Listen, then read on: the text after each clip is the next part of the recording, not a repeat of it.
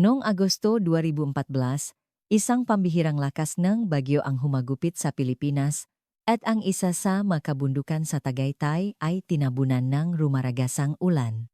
Ang ulan, na tila nagbubukas eng butas sa kalangitan, ay bumunot sa mga dekada ng punong kahoy at nilamon maging ang matibay na aspalto. At nang gabing iyon, kasabay ngang dagundong ngang kulok, gumuho ang isang dambuhalang konkretong pader na may taas na 6 na metro sa likuran ng isang marangyang bahay sa Barangay Silangan. Mula sa guho, lumabas ang mabutong kalansay na tila nakakapit sa konkreto na parabang bahagi na itong pader. Ayon sa pagsusuring pulisya, ang kalansay ay pag-ari palakay Isabel Isa Reyes, ang asawang may-aring bahay, na nayulat na nawawala 6 na taon na ang nakalilipas. Noong tag-arongan 2008, sinabing umalis siya dahil ayaw na niyang mabuhay. Bakit pagkatapos ng 6 na taon ay natakpuan siya sa loob ng pader sa likod bahay ng sarili niyang tahanan? Ang mas kahinahinala ay ang makilos ng kanyang asawa, si Juan Miguel Migi de Leon, isang pilotong eroplano. Namuhay siya ngang perpektong buhay kahit pa nawawala ang kanyang asawa. Buwan-buwan siyang lumilipad sa ibang bansa at kilala sa kanyang mga kaibigan bilang isang tapat na asawang nahihintay sa pagbabalik ng kanyang may bahay. Totoo hindi niya alam na nasa loop ng konkretong pader ang kanyang asawa? O naniwala ba siyang hindi kailanman guguho ang matibay na pader na iyon? Sa loop ng 6 na mahahabang taon, nakakulong si Isa Reyes sa malamig na konkreto. Ano kaya ang bagay na mahigpit niyang hinawakan at hindi binitawan hanggang sa huli? Ang asawang lumilipat sa himpapawid at ang asawang nakakulong sa pader. Kung hindi dahil sa isang kalamidad, mananatiling nakalibing magpakailanman ang malagim na lihim ng araw na iyon. Ngayon, ilalabas natin ito sa mundo. Kung paanong ang isang tila perpektong krimen ay hinugasan eng tubig ulan at ang kasuklam-suklam na pagnanasa eng isang lalaki na nakatago sa mabitak nito. Bago magsimula ang kwento, pindutin ang subscribe button at isang maningning na araw ang matatanggap ninyo. Ang kwento nga araw na iyon, magsisimula na ngayon. Gabing Agosto 17. Tila binutas ang langit sa lakas ng gebuhos, gaulan na sa huli nagdulot ng trahedya. Sa gabing iyon, kung kailan naging lawa ang buong Tagaytay, pinatunayan ng pinakamalakas na bagyo sa kasaysayan ng pag-asa na ito'y hindi lang isang babala, kundi isang hatol. Ang putik na rumagasa mula sa kabundukan ay nilamon, ang kalsadang aspalto, at ang mga dekada ng puno ay nabunot na parang walang kalaban-laban. Sa gitna ngang kalunos-lunos na tanawing iyon, ang marangyang subdibisyon sa Barangay Silangan ang isa sa pinakamatinding na pinsala. Punyeta, kapag umuulan, laging ganito. Bulong ni Tomas Cruz, isang heavy equipment operator, habang pinapagbag ang putik sa kanyang safety boots. Sa kanyang harapan ang dating matibay na 6 metrong konkretong pader sa likod ng rest house ni Juan Miguel de Leon ay nakahandusay na at hati sa dalawa. Hindi kinaya ng pader ang napakalakas na pressure mula sa lupa at tubig na bumuhos mula sa itaas, kaya't ito'y bumigay na may kasamang malakas na lagabog mula sa mga bitak nito. Walang tigil na umagos ang mapulang putik. Itinapat ni Thomas ang kanyang two-way radio sa bibig at huminga ng malalim. Boss, mukhang hindi kakayanin ngang simpleng pakukumpuni ito. Kailangan nating gibain lahat at magsimula ulit mula sa pundasyon. Kinabukasan, pagsikat ng araw, sinimulan ang malawakang pag-ayos. Ang malaking bekhu ay umugong habang isa-isang binubuhat ang ngatipa ng konkreto. Buong umaga, nakakabagot at nakakapagod ang trabaho. Ang paglilinis ng putik at konkreto ay paulit-ulit na gawain lamang. Noonit bandang 2:00 ng hapon may napansin si Tomas nakakaiba sa dulo ng pala ng backhoe. Ano yun? Sa pagitan kulaabong nga tipa ang konkreto at mapulang putik, may isang bagay na kumikinang. Pinatay ni Tomas ang makina ng backhoe, kinuha ang kanyang pala, at bumaba sa hukay.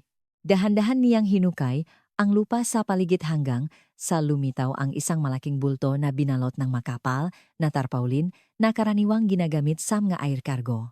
Ang pagkabalot nito, na puno ng duct tape, ay parang isang mami, kakaiba. Bakit may ganitong kargamento na nakalibing sa construction site? Basura lang siguro. Nagtatakang kinuha ni Thomas ang kanyang cutter at pinunit ang duct tape na nakapulupot sa balot.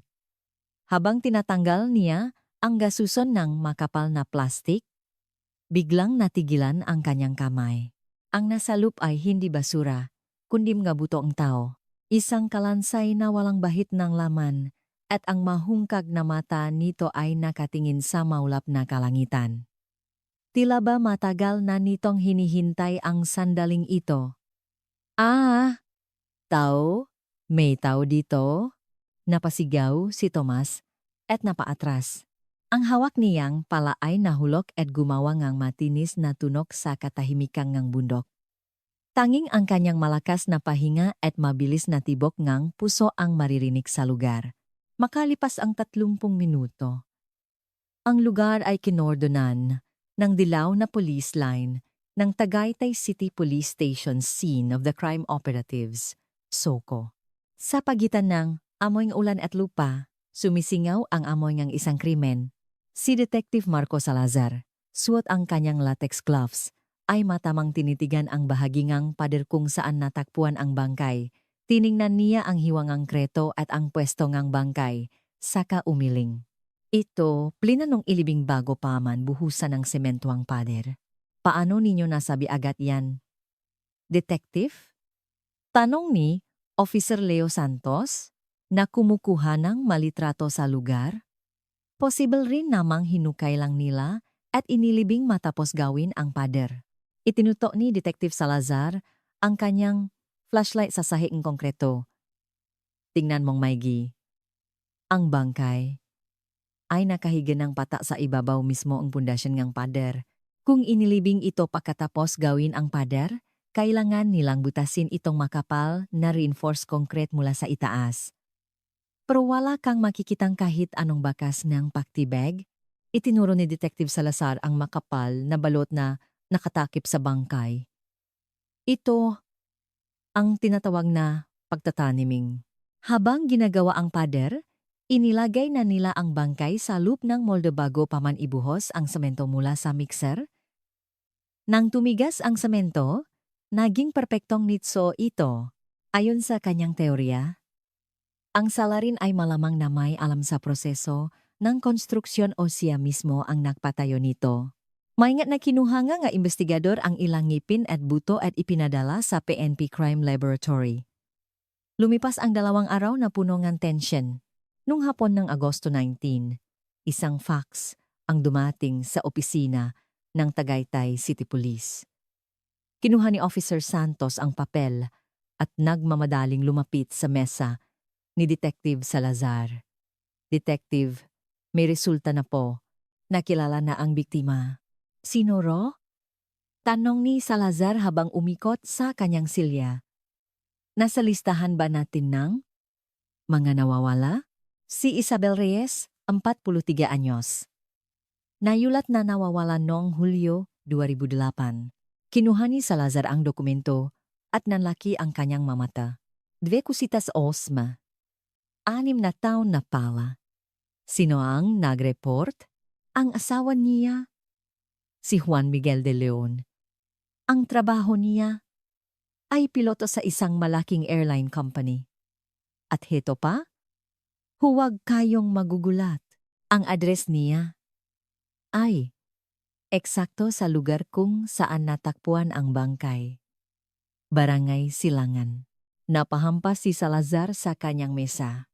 Ang asawang sinabing kusang umalis 6 na taon na ang nakalipas ay natakpuang kalansay sa sarili niyang bakuran. Ito na yata ang pinakamalinaw na kasong nasa ilalim lang ilong mo ang sagot. Biglang tumunog ang telepono ni Officer Santos. Matapos ang maikling sagot, tumingin siya kay Salazar na may seryosong muka. Detective, na-check na po ang immigration records. Si Juan Miguel de Leon, darating sa Naya sa loob ng 2 oras. Kinuha ni Salazar ang susi ang kotse sa mesa. Tara na. Kailangan natin siyang makausap. Makalipas ang 1 oras at kalahati, ang arrival Ariangang Naya ay puno nga turista na pauwi mula sa kanilang bakasyon. Sa gitna ngang masayang pulutong, ang dalawang detektif ay may matatalim na tingin. Pagdating nila sa gate, si Juan Miguel de Leon ay kalalabas lang, hila-hila ang isang mamahaling maleta. Nasa kalagitnaan ng kanyang 50-has, malinis tingnan, suot ang kanyang plansadong unipormang piloto at makintap na sapatos isang larawan ng matagumpay na lalaki. Inarang ni Detektive Salazar si De Leon. Kayo po ba? Si Mr. Juan Miguel de Leon? Natigilan si De Leon sa biglang paglapit na mga pulis. Ipinakita ni Salazar ang kanyang police ID. Opo, ako nga. Ano po yun? Kahit sinusubukang maging kalmado, hindi nakaligtas sa mata ni Salazar ang bahagyang panginginig ng makalamnan sa kanyang mukha. May itatanong lang po kami tungkol sa asawa ninyo. Si Mrs. Isabel Reyes. Pwede po ba kayong sumama sa amin sandali? Sa sandaling iyon, biglang namutla si De Leon. Ang kanyang madaliri na nakahawak sa maleta ay pumuti sa higpit ngang pagkakahawak. Anong nangyari sa asawa ko? Kay Isa?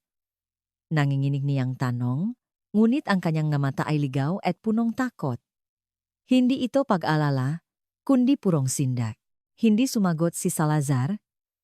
Sa halip ay bahagyang ngumiti at lumapit.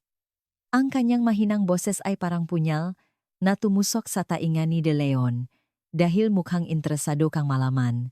Sasabihin ko na, kumuha po ang pader sa bahay ninyo sa Tagaytay.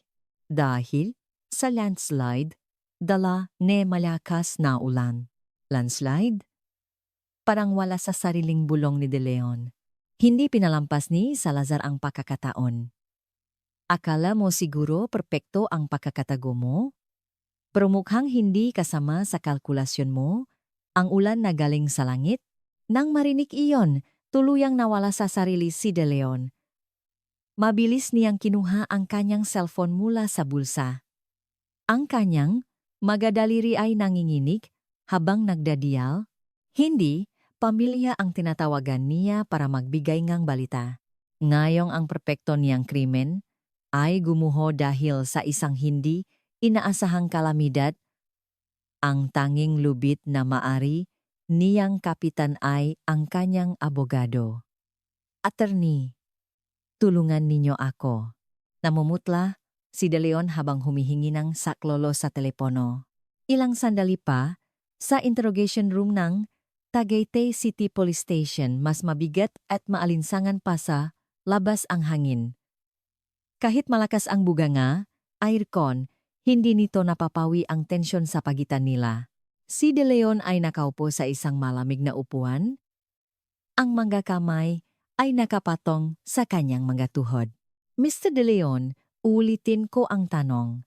Sabi ni Detective Salazar habang pinapaikot-ikot ang isang ballpen sa kanyang madaliri.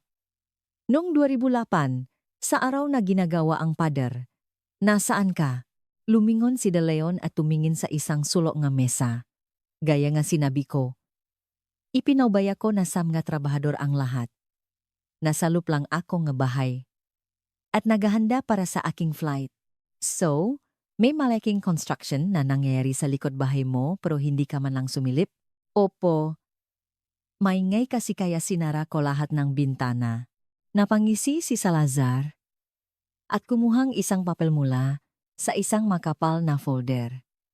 Kakaiba naman yan. Naalala mo ba ang foreman na kinuha mo nun? Si Mang Tomas Cruz? Ang testimonya niya ay salungat sa sinasabi mo. Halatang nagulat si De Leon. Ang gunit pilit niyang pinanatiling nakatingin kay Salazar. Anong ibig mong sabihin? Malino na malino do sa alala ni Mang Tomas. Bigla ka ro dumating sa site bandang 8:00 ng gabi. Sabi ni Salazar habang iwinawagayway ang isang papel. Sinabi mo raw Ako na ang magche-check ngang sukat at manggabakal bago buhusan bukas, kaya umuwi na kayong lahat ng maga. Dahil doon, tuwang-tuwa raw ang mga trabahador at nakayayaan pang mag-inuman. Nangingini ang mamatan ni De Leon. Nangyari ba yun? Matagal na kasi. Hindi mo maalala? Sabi ni Mang Tomas, hinding-hindi niya raw iyon makakalimutan. Kinabukasan, pagdating niya, malinis na raw ang pundasyon na mahirap sanang trabahuhin. Sabi niya, parang may multo raw na gumawa. Siguro ikaw ang mag-isang gumawa nun buong gabi? Ah, opo, baka nga. Masyado kasi akong metikuloso. Ayokong makaroon ng depekto ang pagkakagawa. Humina ang boses ni De Leon habang pinapawisan ng malamig. Suminggit si Officer Santos na nagtatype sa laptop. Tama. Nayan tungkol sa construction. Pag-usapan naman natin ang asawa ninyo. Noong Hulyo 15, 2008, sa gabing nawala ang asawa ninyo, mula alas 11 ng gabi hanggang alaunang madaling araw, nasaan kayo at ano ang ginagawa ninyo? Sinabi ko na natutulog ako sa bahay. May pruweba ka ba? May CCTV ba sa bahay ninyo o may nakakita sa iyong natutulog? Umiling si De Leon. Mag-isa lang ako. Mula nang umalis si Isa, mag-isa na lang ako. Biglang napahampas sa mesa si Salazar. Teka lang, Mr. De Leon. Hindi makatugma ang sinasabi mo. Nawala ang asawa mo noong gabing iyon, pero sinasabi mong mag-isa ka nang nakatira nun? Parang baliktad yata. Nangingini ang mga labi ni De Leon. Nagmamadali niyang pinunasan ang pawis sa kanyang noo. Ah, mali yata ang pagkakasabi ko. Makahiwalay kami ngang kwarto ni Isa. Hindi kami makasundo. Kaya ibig kong sabihin, mag-isa akong natutulog. Hindi pinalampas ni Salazar ang mga mata ni De Leon na puno ni kaba. Hindi kayo makasundo pero nasa isang bahay kayo, pero hindi mo man lang narinig na nag-impake siya at umalis? Piloto ka pa naman. Ganyan ba kahina ang pandinig mo para magpalipat ng eroplano? Kinabukasan ngang umaga. Sa ilalim ngang mainit na sikat ng araw, nagtungo sina Detective Salazar at Officer Santos sa Barangay Silangan. Sinimulan nilang kausapin ang mga kapitbahay para makahanap ngang butas sa alibi ni De Leon. Sa isang maliit na sari-sari store sa bungat ng barangay, sinalubong sila ni Aling Nena na nakaupo sa isang bangko at nagpapaypay. Si Isa Reyes. Ay, oh, kilala ko yan. Yung magandang may bahay doon sa bahay sa itaas. Ano po ang tingin sa kanya nga tao dito? Naku, kawawa naman yung babaeng yun, sabi ni Aling Nena. Sabi nila, malaki raw ang kitang asawa niyang piloto, pero palagi siyang nakasuot nga lumang damit. Hindi po ba siya binibigyan kang pera? Abay ewan ko. Minsan, bumili siya rito ang isang treng itlog. Nanginginig pa ang kamay habang binubuksan ang pitaka. Tapos nakiusap kung pwede raw tawaran ng 20 pesos. Naawa ako kaya pinagbigyan ko na lang. Kumusta po ang pagsasama nilang mag-asawa? May naririnig po ba kayong nag-away sila? Tanong ni Santos habang nagsusulat sa kanyang kwaderno. Lumingon-lingon si Aling Nena, saka ibinaba ang boses. Alam mo, medyo malapit ang bakuran nila sa taniman ko. Minsan, kapag gabi, may naririnig akong nga nakakatakot na tunog. Nga kalabok, parang may nagbabagsakan, tapos sigaw nga. Babay, may mahikbirin. Kumunot ang noo ni Salazar. Madalas po ba? Parang minsan o 2 beses sa isang buwan. Pero ang mas nakapagtataka, alam mo ba, kinabukasan, kapag lalabas yung babae, kahit tirik na tirik ang araw, palagi siyang nakasuot ng mahabang manggas. Yung hanggang lig, para siguro itago ang mapasa. Iyon na nga, ang payat-payat na niya, pero yung asawa niya, ni anino hindi mo makita. Kawawa talaga. Nang hapon ding iyon, dumating ang autopsy report mula sa PNP Crime Laboratory. Pagbalik sa opisina, binasa ito ni Salazar at napasipol. Leo, halika rito. Tingnan mo. Tama ang hinala ko. Ano pong nakita, detective? Heto, tingnan mo. Ang tadiyang niya. Yung ikatlo at ikaapat, may mga bakas ng lamat na nagilom na, tapos itong buto sa braso, may lumaring bali. Defense wound. By Fenjui Bai. Kapag may atake sa iyo mula sa itaas, natural na itataas mo ang braso mo para sumalag. Dun na bali ito. Tinitigan ni Santos ang x-ray. Makakaiba ang panahon ng gabali. Hindi ito nangyari ng sabay-sabay. Ito ang matibay na ebidensya ngang patuloy na karahasan. Sinabi ni De Leon na simpleng paglalayas lang, pero ito ay isang trahedya na bunga ngang matagal na domestic violence. Hindi ito bigla ang bukso ngang damdamin. Matagal niya itong pinahirapan bago tinuluyan. Biglang pumasok ang kanilang hepe na may dalang folder. Salazar, heto na ang bank records at logs ni De Leon. May nakuha po ba tayo, Chief? Hindi lang nakuha. Jackpot tayo. Noong Agosto 2008, isang buwan matapos niyang i-report na nawawala ang asawa niya, kumuha siya ng loan gamit ang insurance, 3 milyong piso. Nanlaki ang mata ni Salazar. 3 milyon? Kailangan niya ng malaking pera. Saan niya ginamit? Dito kalalong magugulat. Ang pera, diretso sa account ng isang money changer na konektado sa Sugal, Soler, City of Dreams, mga illegal na online casino, karera, kumalat sa lahat. Napailing si Santos. Wow! Pagkawala ng asawa niya, yung parang katumbas ng buhay nito. Ginamit niya pambayad utang at pansugal? Hindi lang yan. Tiningnan ko ulit ang travel records niya. Mula 2008, kahit wala siyang flight schedule, palagi siyang lumalabas ng sa Macau, Pilipinas. Iniwasan niya ang investigation dito. Kuyom ang kamao ni Salazar. Huli na si De Leon. Request na tayo ng whole departure order at arrest warrant.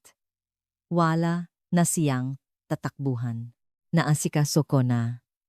Naabisuhan na ang airport at mga pantalan, sabi nga hepa habang tinatapik ang balikat ni Salazar. Gabi na at naksiyuyan na ang lahat. Pero mag-isang naiwan si Salazar sa opisina. Sa ilalim ng ilaw ng desk lamp, inilatak niya ang mga file ng kaso. Sa whiteboard magulong nakasulat ang mga kilos ni De Leon, ang petsa ng pagkawala ni Isa, at ang schedule ng construction. Sinimulan niyang buuin ang puzzle. Hindi ito aksidente, bulong niya sa sarili. Binuklat niya ang kalendaryo sa Hulyo 2008. Ang petsa ngang pakawala ni Isa at ang petsa ngang pagsisimula ngang pundasyon ngang pader ay halos makasunod. Itinaon niya sa schedule ng construction. Pinili niya ang perpektong araw para itago ang bangkay. Kung ililibing sa konkreto, hindi ito mabubulok at hindi mangangamoy. Nangarap siyang perpektong krimen. Lumapit siya sa bintana. Sa labas, kumikislap ang mailaw ngang siyudad. Naalala niya ang mukha ni De Leon? Nasa loob ng 6 na taon ay napanggap na isang normal na ama habang lumilipat sa kalangitan. Ngunit hindi pinatawat ng langit ang kanyang kayabangan. Isang hindi inaasahang bagyo ang gumiba sa matibay na pader na kanyang makasinungalingan. Tiningnan niya ang orasan 11:00 ng gabi. Inayos niya ang nga papel at pinag-isipan ang plano para bukas. Kailangan niyang ilabas ang lahat ng kasinungalingan ni De Leon at ipakita sa mundo ang impyernong pinagdaanan ni Isa. Tila ba naririnig niya ang boses nito? Ang huling sigaw ng babaeng nakakulong sa malamig na nitso sa loob ng 6 na taon. Umagang Agosto 20. Isang malakas na tunong telepono ang bumasag sa katahimikan ng opisina. Hello! Homicide Division, Detective Salazar speaking. Ang boses sa kabilang linya ay nanjingjinig. Hello! Pulis po ba ito? Ako po si Angelica de Leon, anak ni Isabel Reyes. Umupo ng tuwid si Salazar. Yes, Miss De Leon. Hinihintay namin ang tawag mo. Anong may tutulong ko? Habang nililipik ko po ang magamit ni Mama, may nakita po akong kakaiba. Yung paborito niyang winter coat, may tahi sa loop ngang bulsa. Nang tanggalin ko, may matigas na bagay sa loop. Anong laman? Isang libreta. Isang book. Sigurado po akong hindi alam ni Papa na may ganito si Mama. Walang pag-alinlangang nagmaneho sina Salazar at Santos papuntang Maynila. Isang oras din ang biyahe papunta sa isang luma at masikip na apartment sa Sampaloc. Dun, sinalubong sila ni Angelica, 25 anyos. Kamukhang-kamukha niya ang kanyang ina. Mukto ang kanyang mamata at hawak niya ang isang lumang kulay abongkot. Detective. Heto. Po. Yung libreta. Ang lining ng coat ay halatang tinahingang hindi sanay na kamay. Mula sa lihim na bulsang iyon, lumabas ang isang BDO passbook na luma na at halos mapunit. Maingat itong kinuha ni Salazar. Ang huling transaksyon ay napatsahan noong Hulyo 10, 2008. July 10. 5 araw bago siya mawala, sabi ni Santos, na deposito siya sa araw na yon. Tiningnan niya ang detalye. Detective, tingnan ninyo. Kakaiba ang nga nakasulat. Hindi pangalan ng tao. Silangan Motel, Tapsini Aling Tasing, Flyer Distribution. At ang mga halaga, P500, P800, P1,000, puro pang-araf-araf na sahot. Napako ang tingin ni Salazar sa unang pahina ng passbook. Sa tabi ng pirma, may nakasulat sa azul na balpem. Para sa pag-aral ni Geli. Buhay ko to. Nang makita ito, umagulgol si Angelica. Mama, grabe ang tinis mo, Angelica. Alam mo bang nagtatrabaho sa labas ang nanay mo? Tanong ni Salazar. Hindi po. Kahit kailan, hindi ko po naisip. Ayaw na ayaw. Po ni Papa na lumalabas si Mama. Pero minsan, napapansin ko, magaspang ang kamay niya at may mga malilit na sugat. Kapag tinatanong ko, sinasabi niya, nasugatan lang daw sa gawaing bahay. Tiningnan ni Salazar ang huling balanse sa passbook. P50. 500. Duhot pawis ang isang ina na inipon sa loob ng 3 taon. Sa tingin mo, alam itong tatay mo, umiling si Angelica. Imposible po. Bawat sentimo nagagastusing ni Mama, binabantayan niya.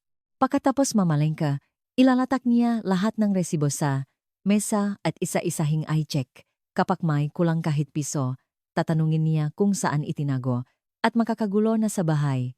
Piloto naman ang tatay mo. Malaki ang kita. Ganoon ba kalit ang budget na binibigay niya? Tanong ni Santos. Budget? Walang pera si Mama. Araw-araw. Mag-iwan si Papa ngang 500 piso sa mesa. Yun na ang pambili ngang pakain namin, ulam, at lahat ng kailangan sa bahay. Palagi niyang sinasabi, bobo ka humawa ng prakaya ako na lang, tinitipid yun ni Mama para makapag-ipon para sa pag-aral ko. Kaya pala kapakwala ang tatay mo? Saka lang siya lumalabas? Opo. Sasabihin niya, pupunta lang sa palengke. Itong kot na to, 10 taon na niyang suot. Kapag sinasabi kong bumili naman siyang bago, ngingiti lang siya at sasabihing papagalitan daw siya ni Papa. Pumunta ang ma-detective sa pinakamalapit na BDO branch at kinuha ang buong transaction history. Nagsimula ito noong kaksituhat na visi. Isang talang paghihirap. Tingnan mo, sabi ni Santos. Nung una, maliliit lang ang halaka. P500. P300. Siguro naglilinis na motel o nahuhukas na plato. Pero habang tumatagal, dumadalas ang deposito at lumalaki ng kaunti. Habang papalapid sa kolehiyo si Angelica, mas nagpursihe siyang magtrabaho. Napabuntong hininga si Salazar. 3 taon niyang pinahirapan. Prope 51,500 lang ang naipon. Para kay Isa, buhay niya talaga ang perang ito. Hapon na nang ipatawa muli ni Salazar si De Leon. Pumasok ito na may halong inis pa rin sa mukha. Alam mo bang may sariling bank account ang asawa mo? Napatawa si De Leon. Anong kalokohan yan? Saan naman kukuhang pera si Isa para magbukas ang account? Nasa bahay lang yun. Naglinis ng motel, naghugas ng plato, namigay ng flyers. Ganun niya pinahirapan ang parang iyon. Biglang namula ang mukha ni De Leon. Hindi dahil sa awa, kundi dahil sa galit at kahihiyan. Ano? Ginawa niya ang gaganoong kababang trabaho? Huwag kang mag-imbento. Paano naman ang reputasyon ko? Asawang ang piloto? Nahuhugas ang plato sa karinderya ng iba? Reputasyon ba ang iniisip mo ngayon? Ang asawa mo, sa gitna ngang pagmamalupit mo sa pera, nagtiis ngang 3 taon para lang makapag-aral ang anak ninyo, sinungaling. Nasa bahay lang si Isa.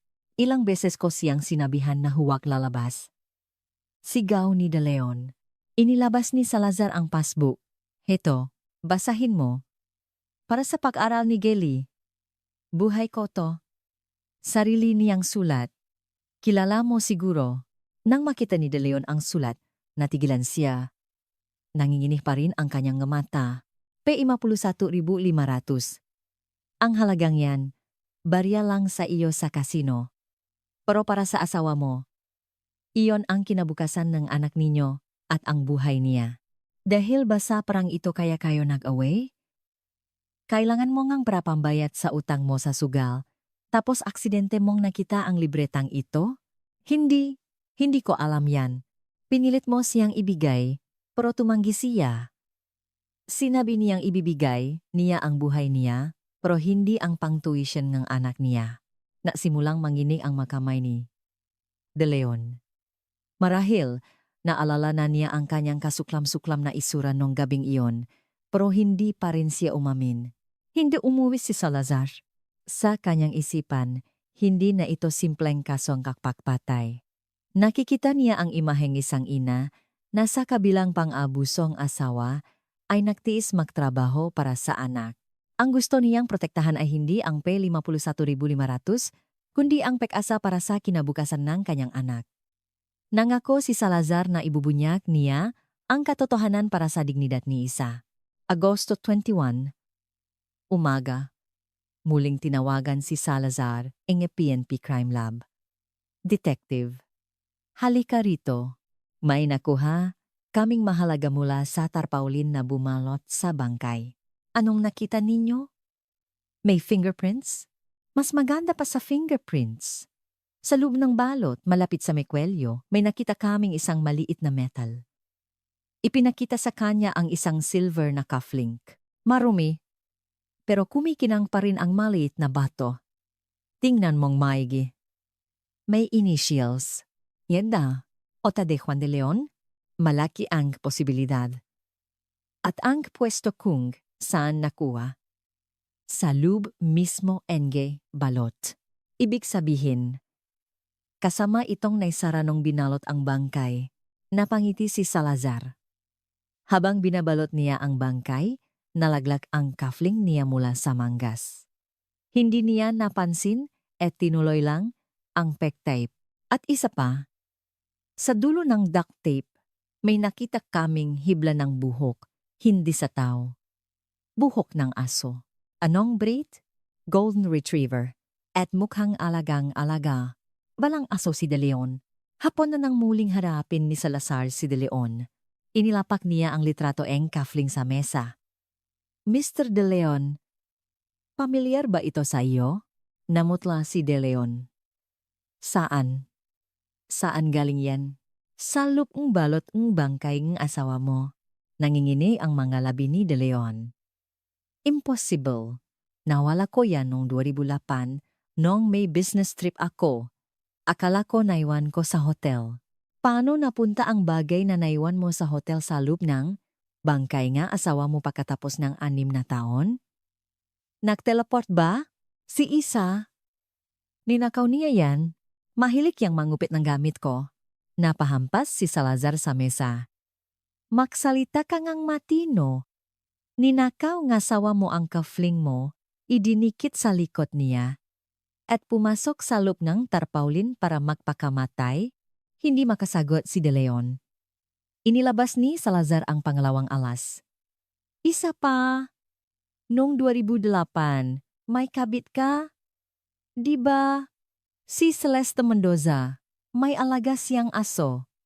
Isang golden retriever. May nakuha kaming buhok ng aso sa duct tape na ginamit sa pagbalot. Kaparehong-kapareho ng breed. Ipinadala na namin for DNA testing, pero alam na natin ang resulta, di ba? Napasandal si De Leon sa upuan. Imposible. Pagkatapos ang krimen, pumunta ka sa bahay ni Celeste o kumuha ka ang tapa mula sa bahay niya, alin sa dalawa? Hindi. Hindi ganyan. Kinagabihan. Kinausap nila si Celeste Mendoza bilang testigo. Naalala niyo po ba ang gabi ngang Hulyo 15, 2008, nang dumating si Mr. De Leon? Opo. Naalala ko. Hating gabi na nun. Nagulat ako. Magulo ang buhok niya at amoy lupa ang damit. At may malansang amoy. Parang amoy dugo. Anong ginawa niya? Dumiretso siya sa banyo. Halos isang oras siyang naligo. Yung suot niyang damit. Isinilit niya sa dalawang itim na plastic bag. Sabi niya, siya na raw ang maglalaba. May napansin pa po ba kayong kakaiba? Oh, yung aso ko, si Choco. Dati, tuwang-tuwa yun kay Miggy. Pero nung gabing iyon, pagpasok pa lang niya. Walang tigil sa pagtaho. Umurong, nanginginig, parang nakakitang multo. Tapos na ang puzzle. Sabi ni Salazar kay Santos. Pinatay niya ang asawa. Inilibing. Tapos tumakbo sa bahayng kabit para maglinis. Masyado siyang maingat. Pero may mga butas. Ang kafling at ang buhok ng aso. Walang perpektong krimen. Agosto 22. Kusang loob na dumating si De Leon sa istasyon, kasama ang kanyang abogado. Si Ati, Ricardo Vargas, isang kilalang kriminal lawyer. Detective, gusto nang sabihin ng kliyente ko ang katotohanan. Pinindot ni Salazar ang record button. Sige, pakinggan natin. Nakaroon kami ng matinding pagtatalo ni Isa noong gabing iyon, simula ni De Leon, tungkol sa pera.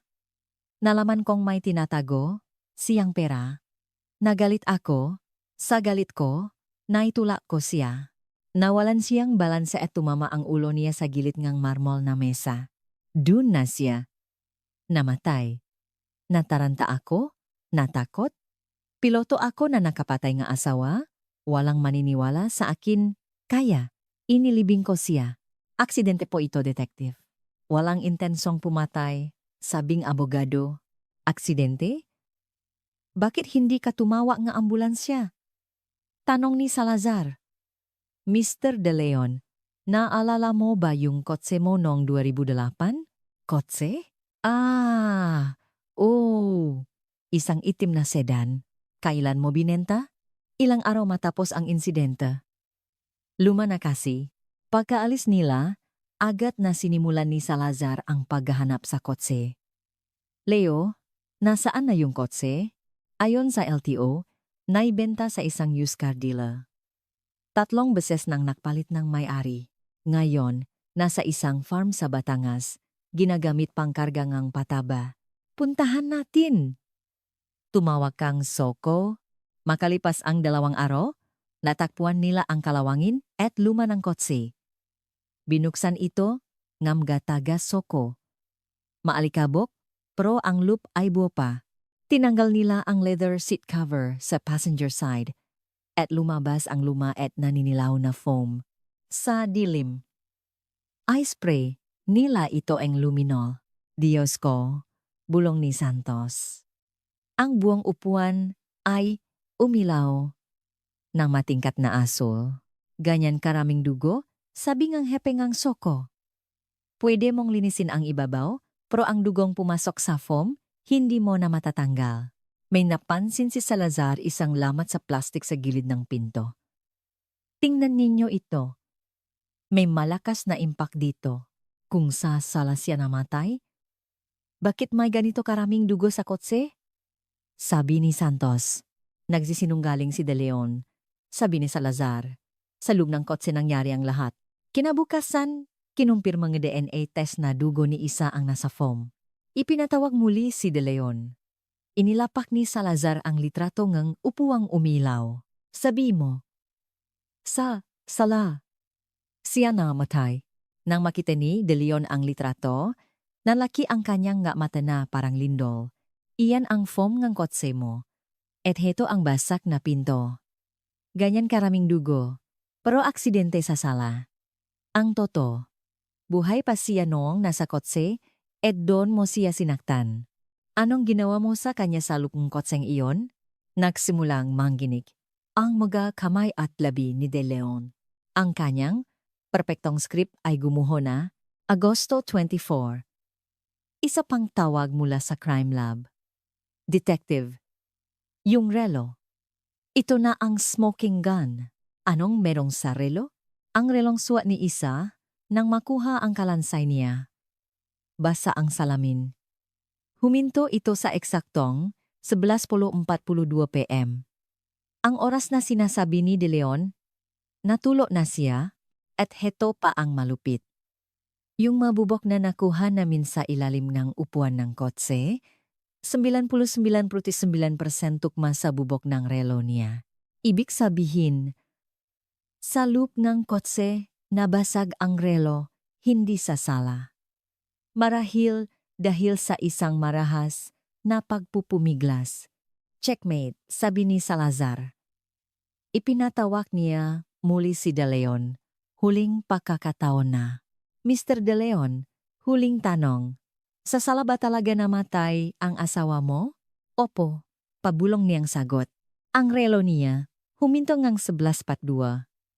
Ang oras na tulok ka raw, sabi ni Salazar, sabay lapang ngang litrato nga bubok. At ang mabubok na ito, nakuha sa kotse mo. Ang totu, sa loob ng kotse mo siya binugbok? Sa pagpupumiglas niya, tumama ang relo, niya sa bakal sa ilalim ng upuan, at nabasag. Alas 11:42. Nanginginig si De Leon. Hindi totu yan. Ang kufling mo, pruvye ba na nandun ka? Ang duko sa kotse, pruvye ba na naksis inunghaling ka sa aksidenta? At ang relong ito, ang sumira sa alibi mo. At isa pa, sabi ni Salazar, yung duct tape. May nakuha kaming buhok ng golden retriever. Ang aso ang kabit mo. Galing sa bahay niya ang tape na ginamit mo, di ba? Sa sandaling iyon, bumaksak ang lahat kay De Leon. Paano? Hindi ko naman sinasadya, sigaw niya. Ayaw niyang ibigay ang pera. Kung ibinigay lang niya ang libreta, hindi sana mangyayari to, P51,500? Dahil lang doon, pumatay kang tao? Hindi lang yon. Buhay ko ang nakataya. Tinatawagan ako nga pinakakautangan ko, papatayin daw nila ako. Nagmakawa ako sa kanya. Pero ayaw niya. Mas mahalaga pa raw ang pang-tuition ni Gelly. Kaya dinala mo siya sa kotse. Pananakot lang sana. Pero ayaw pa rin niya. Asawa ko siya, pero mas pinili niya ang pera kaysa sa buhay ko.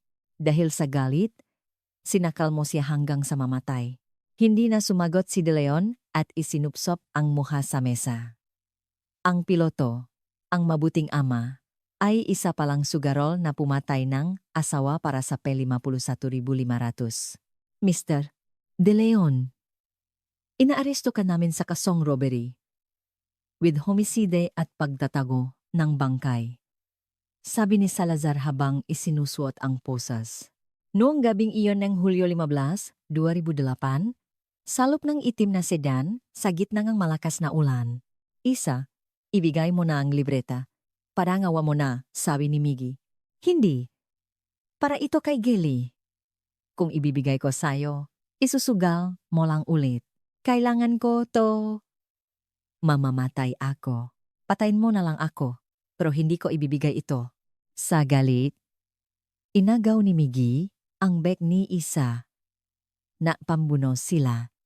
Itinula niya si Isa. Tumama ang ulo nito sa pinto, at ang braso ay humampas sa bakal sa ilalim ng upuan. Nabasag ang relo. 11:42 PM.